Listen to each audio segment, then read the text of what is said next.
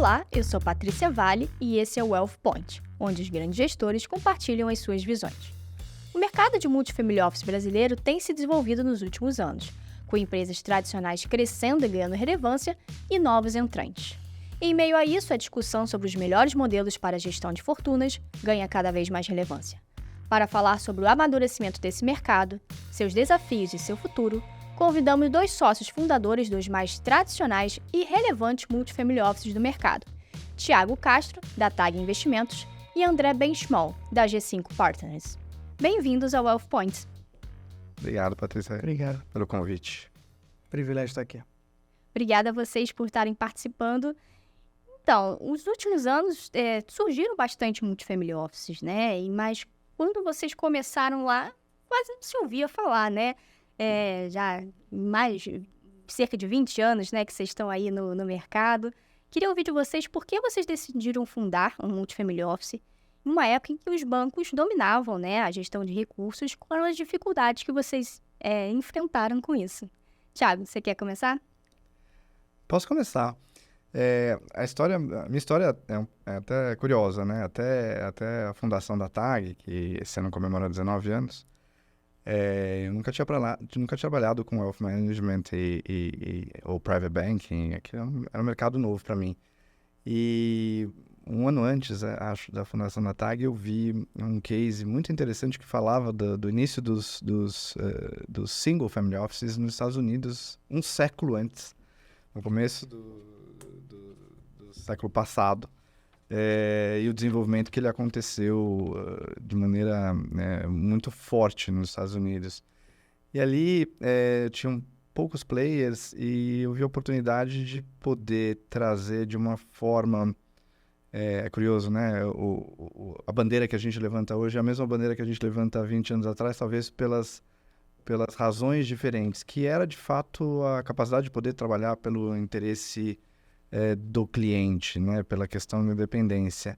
A gente viu um mercado lá há 19 anos onde a gente tinha uma enorme dominância dos bancos e uma plataforma de produtos extremamente restrita, normalmente com os canais dos bancos dominando as estruturas de investimento dos clientes, e muitas vezes com, na minha visão, particularmente, um interesse conflituoso na oferta de produtos, né?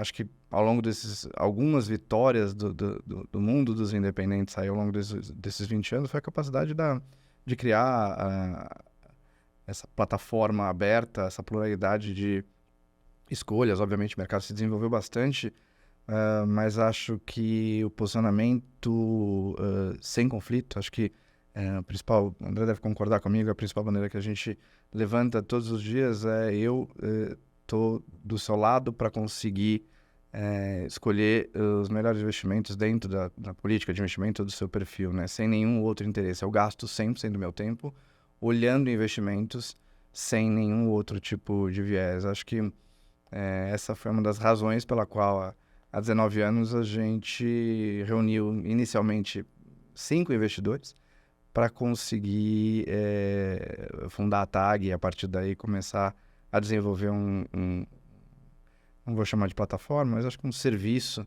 que englobava de forma independente as necessidades dos clientes olhando para investimentos. E André, um pouco aí, como é que foi na G5 Partners e como é que foi conquistar esse cliente no início que talvez achava que o gerente dele, né, no private, né, o banker, fazia esse trabalho de graça, né, e por que eu vou pagar por isso? Eu acho que isso foi mudando bastante no tempo, né? Sem dúvida, os primeiros passos são sempre mais difíceis, você não está tão preparado, o time não está tão azeitado, os sistemas não são tão perfeitos e como, né, o Thiago falou também, a gente fez esse ano 16 anos, então ao estar trabalhando com grande parte assim, os sócios fundadores são os mesmos, vários dos sócios que vieram em seguida em várias áreas continuam sendo os mesmos, batemos, sei lá, R$1 bilhão 3 anos depois da empresa aberta, um passinho após outro, mas o primeiro bilhão é é aquele que a gente não esquece, né? Obviamente, os processos foram melhorando, a equipe foi aumentando, os desafios foram aumentando, mas eu acho que a legislação também foi se aperfeiçoando e o crescimento da equipe e a qualidade, a integração foi facilitando o nosso crescimento, né? Perfeito. Então, mas imagino que nesse início foi um pouco mais de tentar conquistar esse cliente que talvez nem sabia, né, o que era um multifamily office, né? Vocês tinham que defender o que era, mostrar o que fazia, né? Por que fazia sentido estar sendo cliente de vocês. Hoje, como vocês entendem que está a maturidade disso? O brasileiro já entende o valor de se pagar por esse serviço, por essa gestão de recursos? Eu acredito que sim, mas essa é uma discussão diária. Quando o cliente vem para ele percebe que ele precisa de um advice, de um aconselhamento isento, ele caminha para o lado do multifamily office. Quando ele acredita que ele lê no Google, ou ele lê, né, na fonte de notícia e tem capacidade de desenvolver sozinho, ok, aí ele questiona o preço mais do que a qualidade do serviço. De qualquer forma, óbvio que há 20 anos atrás, quando a gente começou, a indústria de multifamily office era totalmente diferente. Os principais players, acho que nem estão mais necessariamente fazendo isso. Mudou muito. Então, eu acho que surgiu muita oportunidade para a G5 em função disso, certamente para a TAG. Eu acho que a gente vem fazendo um trabalho realmente, como o Thiago colocou, sofisticado, diferenciado, isento, e é diferente do trabalho convencional que as plataformas ou os bancos oferecem. Eu vou fazer um paralelo aqui, né? Quando a gente olha indústrias mais maduras, como a indústria americana, que tem lá seus 40, 50 anos de forma um pouco mais consolidada, a gente percebe que o crescimento dessa indústria nos últimos 10, 15 anos acontece muito fortemente nas estruturas de multifamily offices, de gestão de patrimônio, que eles chamam lá de RIAs, né, que são os advisors registrados, né? Então, dando alguns números só por curiosidade, a gente tem, em 2012, se não me engano, a indústria de wealth management nos Estados Unidos tinha 13 trilhões de dólares, sendo que 4 trilhões mais ou menos estava na mão dos advisors. Em 2022 existe 26 trilhões de dólares, sendo que 15 ou 16 trilhões estão na mão dos advisors. Quando a gente olha, e isso em mais ou menos 15 mil advisors nos Estados Unidos, né? Quando a gente traz essa realidade para a realidade do Brasil, quando a gente olha o mercado há 20 anos atrás, ele não existia. Tinha nós aqui nos aventurando a fazer meio que uma guerra aí, Davi e Golias. A história é outra, mas ela está começando. Quando a gente... Começando talvez seja um exagero, mas quando a gente olha para as estatísticas do Brasil e vê provavelmente entre 100 e 200 escritórios de fato registrados como gestores de patrimônio, acredito que nós temos ainda uma longa caminhada. Essa comparação que eu fiz em relação aos Estados Unidos é curiosa, né? Basicamente o mercado se tornou mais maduro e fez com que o mundo de brokeragem migrasse para o mundo de advisor, por algumas questões. Primeiro, a questão de custos, a questão de transparência do mercado, a questão da própria... eu acho que os advisors nos Estados Unidos passaram por um período de abundância, de rentabilidade, em dado momento. O modelo, que não é um modelo de fee-based, ele é muito bem remunerado. Mas ao longo dos últimos anos, a gente tem visto que o mercado é o que é, né?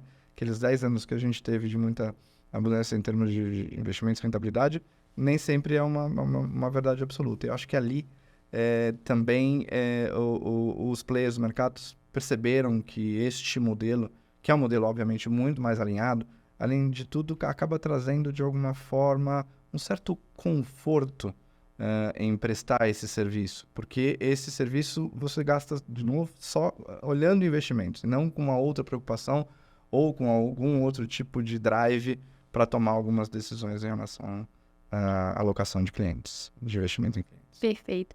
Não, muito interessante você estar falando, Thiago, porque o modelo comissionado, que ainda é o maior aqui no Brasil, não é gratuito, né? There is no free lunch. Mas o difícil de poder mostrar o quanto ele custa é exatamente pela falta de transparência que se tem no mercado, da legislação mesmo, como você colocou, mostrando quanto que o cliente está pagando nesse modelo de comissão, quanto que no modelo de fee-based você acorda ali uma taxa, né, anual com o seu cliente e fica bem claro. Mas estão vindo regulações aí que estão trazendo um pouco mais de transparência, né? Entrou em vigor agora a 175, né? Legislação de fundos. E dos nossas brokeragens aí que você fala, né? Nosso mercado de assessoria de investimentos também vai passar no ano que vem por maior transparência com a nova legislação aí do setor. O que você acha que essa regulação pode trazer? O que vocês acham que isso pode significar para essa discussão entre o modelo comissionado e o modelo fee-based? André, que começar essa. Vai ser um pouco do choque da realidade, né? Eu acho que vai ser bom, porque qualquer transparência é muito boa. A gente já adota essas práticas na G5, mas essa tese de que o cliente não paga nada ali ou acolá vai sumir.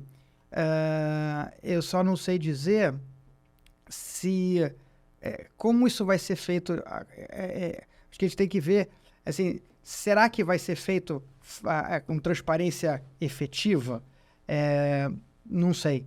A nossa, dos multifamily offices independentes, acredito que na TAG certamente conosco, ele é assim.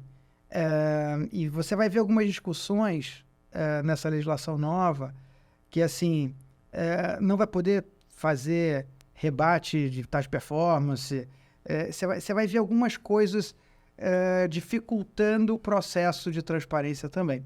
Mas, assumindo que você vai ultrapassar esse obstáculo, do ponto de vista do cliente, eu acho que vai ser incrível. Porque quanto mais player operando no modelo fee-based transparente, mais fácil você diferenciar e escolher entre as alternativas, né? Então, eu acho que para o cliente final tende a ser melhor. A gente não pode tirar o mérito dos assessores de investimentos. Basicamente, eles deram acesso a uma coisa muito importante no Brasil, que tem uma poupança recente. Eu brinco que a vigilância que a gente, e entre aspas, a batalha que a gente lutava com 4, 5 bancos, hoje se transformou numa vigilância das melhores práticas. Como qualquer mercado novo, em dado momento você tem ajustes. E acho que o mercado dos agentes autônomos, assessores de investimentos, que também é um mercado recente, de alguma forma ainda está se adaptando às melhores práticas. E, obviamente, a regulação vem para conseguir solucionar. Não me parece razoável que, com o investimento que a TAG faz no time de investimentos, no time de compliance, na própria governança da empresa, tenham empresas similares com margem líquidas de 4, 5 vezes o que eventualmente a gente tem. E acho que esse tipo de ajuste é o ajuste que a regulação tem que trazer. Eu compartilho da opinião do André aqui. A gente tem um enorme desafio em conseguir fazer com que a regulação de fato aconteça, porque não é uma transformação fácil.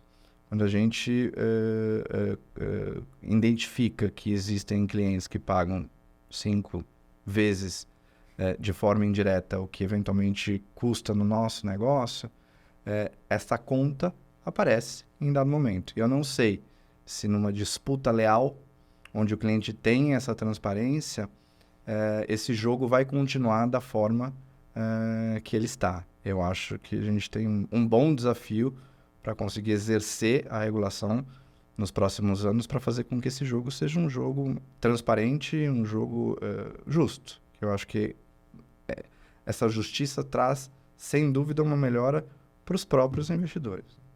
Perfeito.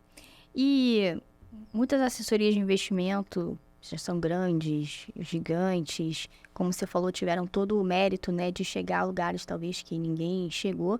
Estão percebendo esse processo, como você colocou, que já aconteceu nos Estados Unidos, né, de se falar mais no fee-based, né, e estão criando também braços, né, que tem esse modelo e que abarcam mais do que só os investimentos, né, em si, e estão propondo realmente multifamily offices, né, dentro das suas holdings, para tratar da família como um todo, mais nesse modelo mais transparente.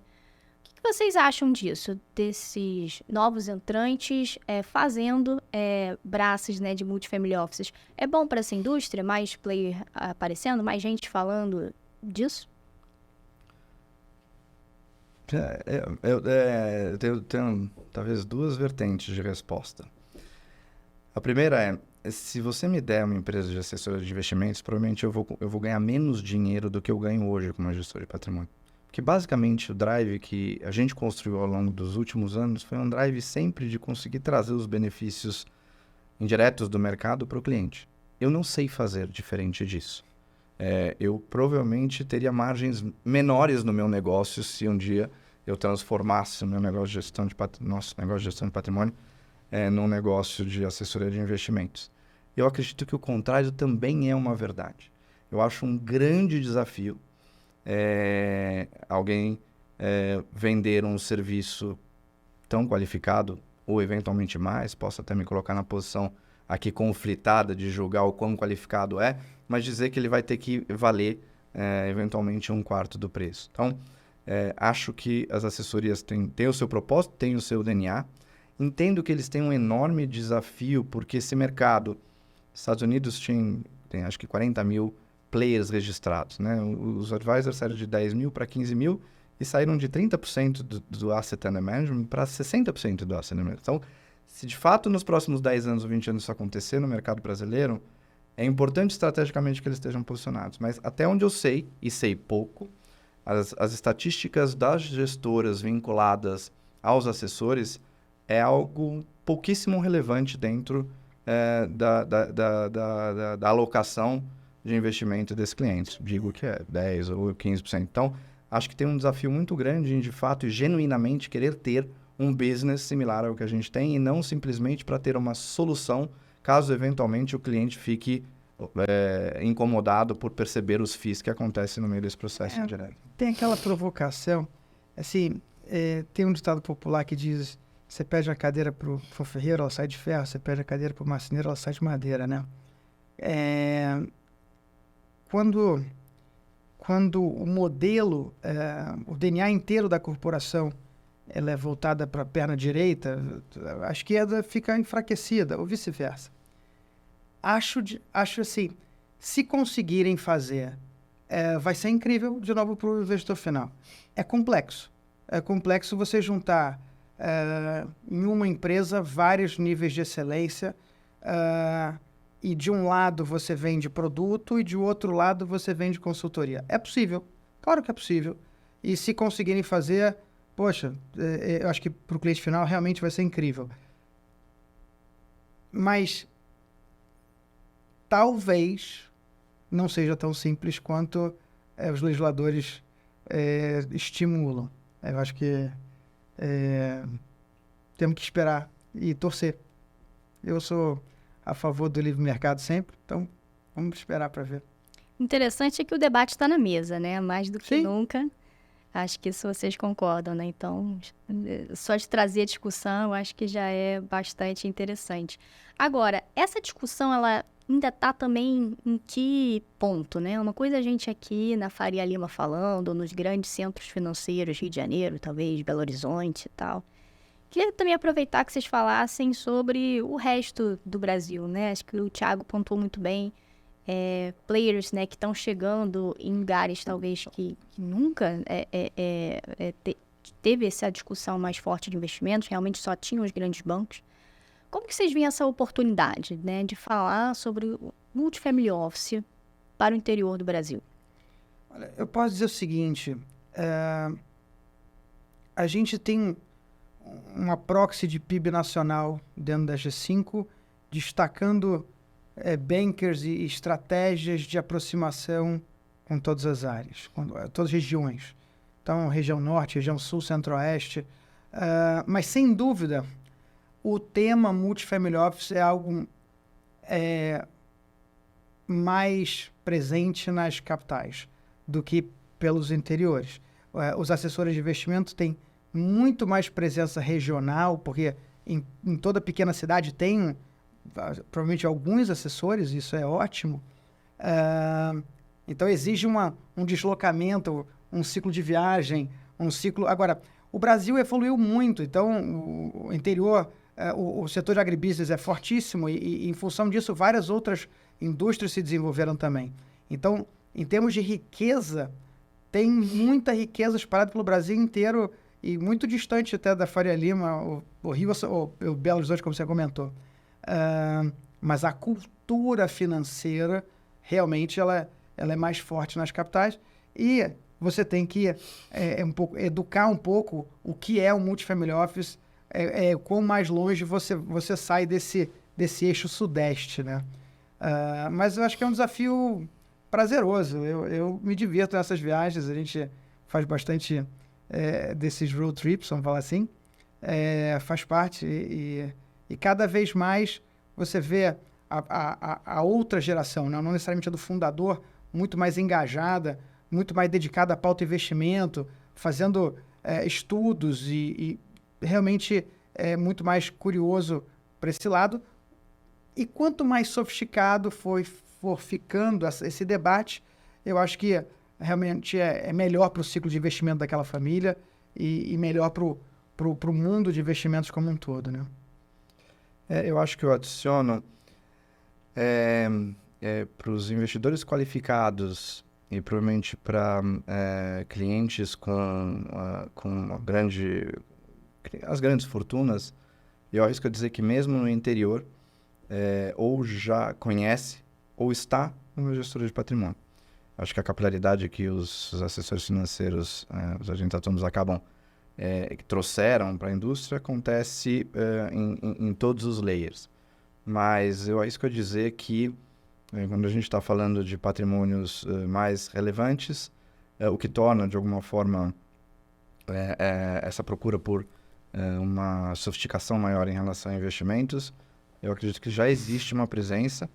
Obviamente, tem que entender o que é interior aqui também. Mas a história da próxima geração é um ponto muito curioso, né? A gente vê a próxima geração, por exemplo, de fazendeiros, que no final do dia tem filhos que estudaram, fizeram administração e acabaram se encaminhando para o mercado financeiro. E tem uma pauta voltada para essa sofisticação de investimento muito mais forte. E outras pautas também, pautas de ESG, pautas que provavelmente o patriarca ou o fundador da empresa ou do agronegócio hoje não tem. E ela começa a vir para a mesa. Então, eu acredito que existe eu brinco, né? Na TAG eu brinco que o jogo das capitais é um jogo do rouba-monte. O jogo do interior é o jogo do crescimento. E, obviamente, eu não estou falando só do interior de São Paulo, estou falando que a gente tem o Centro-Oeste, está falando de divisão aqui de PIB Brasil, você tem fortunas sendo criadas constantemente no Centro-Oeste, Nordeste é a mesma coisa, e acho que provavelmente os olhos de empresas como a nossa, estrategicamente, deveriam olhar esse tipo de atuação com mais força e mais afinco. Perfeito. Para terminar, eu queria que vocês comentassem brevemente como que vocês veem o futuro desse mercado de multifamily office no Brasil nos próximos anos. Está um momento expansivo? É um momento positivo aí para vocês? Um momento que ainda não é diferente dos outros anos desde que vocês começaram até aqui? Eu sempre faço a correlação do futuro do nosso negócio com a quantidade de recursos que ainda existe na poupança. Existem alguns trilhões de reais ainda alocados na poupança. Então, acho que a gente tem um trabalho extenso ainda a ser feito. quando a gente, de novo, olha mercados mais maduros, eu acho que existe, sim, um processo de consolidação, que no Brasil ainda, de uma forma um pouco mais tímida, aconteceu. Acho que vamos ter mais players. Eu realmente acredito que a 175, a própria regulação, os players do mercado vão trazer mais players para o mercado de wealth, olhando os gestores de patrimônio. Não acho que estamos no começo, mas a gente tem muita história pela frente. Acho que a concentração em bancos ainda ela é inversamente proporcional ao que a gente vê em mercados mais maduros, né? Normalmente você vê 30% em dinheiro direto em private bank, 70% independentes. No Brasil esse número é ao contrário, quando você compara estatísticas de Ambima, por exemplo. Acho que a gente ainda tem uma longa estrada, uma longa e importante estrada aí para percorrer. Tem muitos produtos, eu acho que diferentes que a população, que os investidores, vamos falar assim, vão começar a procurar. Estamos muito animados, sim. Eu acho que a inflação vai cair, juros vai cair, o cenário vai ficar melhor. Os últimos 2 anos foram muito desafiadores, mas foram anos incríveis em termos de captação e oportunidades. Sem dúvida nenhuma, nas adversidades, então assim, a partir de 2020, a nossa velocidade de crescimento foi brutal, ninguém podia imaginar aquilo. Então, ano após ano, foi recorde atrás de recorde em termos de resultado, e eu acho que, sim, vão surgir novas empresas. Definitivamente, eu acho que o trabalho de gestão de patrimônio, modelo multifamily office, fee-based, é uma outra maratona. Você tem que ter muita resiliência, você tem que ter muita coerência. Não é um jogo para vencer em 1, 2 anos, tem que estar preparado para correr 15, 20 anos. Então, quem achar que é uma corrida de 100 metros Bolt style, não vai funcionar. Mas quem tiver na cabeça engajamento para olhar para o longo prazo, alinhado com os interesses do cliente, trazendo sofisticação, trazendo métricas, produtos, trazendo uma equipe robusta, eficiente, olhando planejamento patrimonial, investimentos locais, investimentos internacionais, sim, esse cara vai crescer, essa empresa vai crescer, e vai crescer acima, sei lá, da indústria onde ela estiver inserida, se é assessor, se é multifamily office. E no final, acho que o cliente vai sair sempre beneficiado nesse processo. Quem tiver mais curiosidade, acho que a curiosidade ajuda. Aquele mais curioso, mais com fome de formação, vai achar rapidamente o par para assessorar no perfil dele, no perfil de investimento dele, no perfil patrimonial dele. Então, estou realmente animado para os próximos anos. Perfeito. Então, chegamos aqui ao nosso final do programa e chegou o momento das nossas perguntas rápidas. Tem 3 perguntinhas aqui para vocês não precisam elaborar. Podem responder com uma palavra, um número, uma frase, como vocês acharem melhor. Vou começar, para ser justa, com o Thiago, o André começa a próxima e a outra vocês respondem juntos, pode ser? Bora. Então, hoje o modelo de fee-based é extremamente a minoria, né? Entre a gestão de wealth management e gestão de fortunas no Brasil. Você acredita que algum dia ele pode ser a maioria? Eu, sinceramente, acredito que sim. Eu acho que a maturidade desse mercado é a maior força que o modelo fee-based pode ter.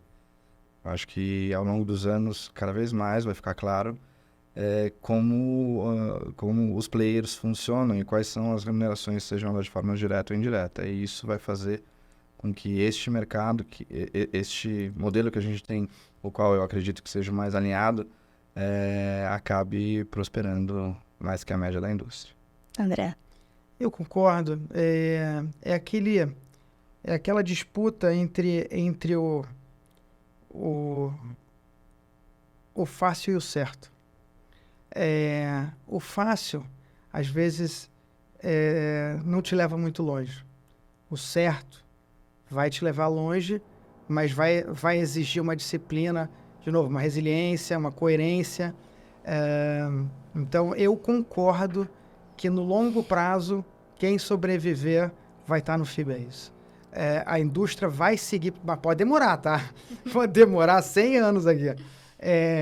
Mas essa é a estratégia de longo prazo que a gente escolheu lá atrás por acreditar que ela seria mais eficiente, alinhada. Então, Perfeito. que eu não dei, né? Bom, e outro assunto que a gente discutiu bastante aqui é sobre a questão da independência, né, de multifamily office. Mas a gente também falou que instituições financeiras também têm seus multifamily offices, bancos e corretoras e outras. Tem diferença um multifamily office independente para um multifamily office com uma instituição financeira? Pergunta de prova, hein? No livro, não. Na prática, sim. Perfeito. Tiago? Acho que é tudo uma questão de propósito. A instituição financeira tem o seu propósito.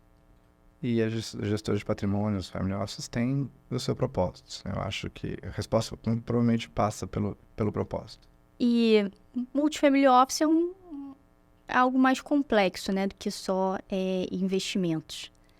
E hoje também é a escolha da minoria das pessoas quando vai pensar em investimentos. O que você acha que precisa mudar na cabeça dos brasileiros de grandes fortunas mesmo para poderem querer algo além dos investimentos e quererem um multifamily office? Você sabe que eu não tenho a convicção de que precisa mudar tanta coisa. Muitas vezes as dores dele... Já disse, eu vi uma pesquisa super interessante falando sobre quais eram as prioridades dos clientes no ultra high.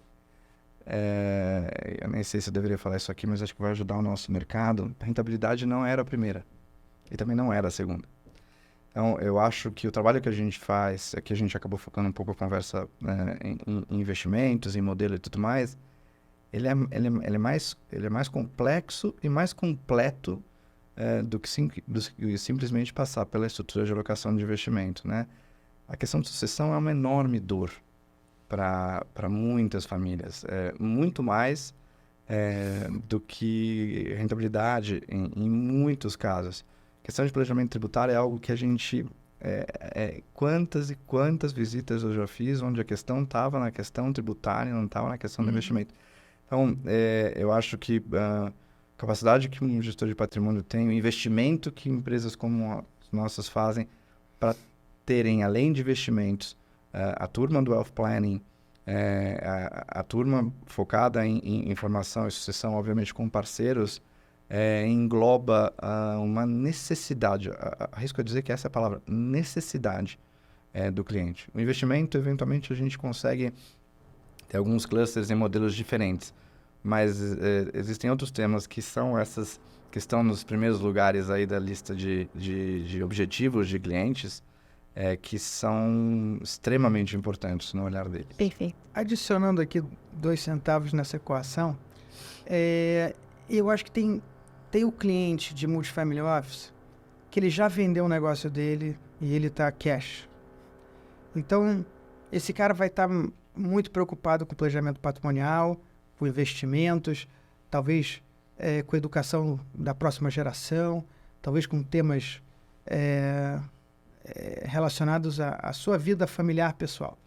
Tem aquele outro que ainda não fez o seu evento de liquidez. Ele é rico, ele tem dinheiro, porque ele recebeu, teve dividendos, teve bônus, teve sei lá, mas ele ainda tem uma empresa.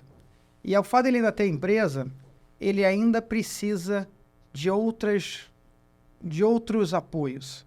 Então pode ser um apoio relacionado ao balanço da empresa dele, a busca de um sócio, a contratos específicos para uma negociação específica. Então pode ser...